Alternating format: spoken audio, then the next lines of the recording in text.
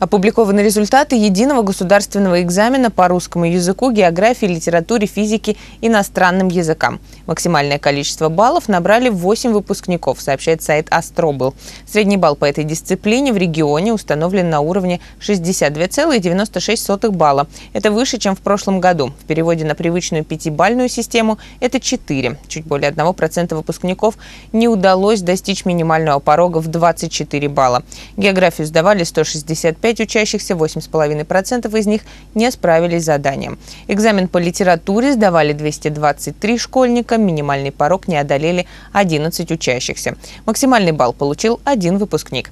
Физику в этом году выбрали 1159 выпускников. Более 15,5% из них получили неудовлетворительные оценки. В ЕГЭ по английскому языку приняли участие 294 астраханских выпускника.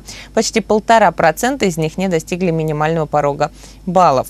Одному учащемуся удалось набрать 100 баллов. Средний балл в текущем году по Астраханской области составил 61 балл.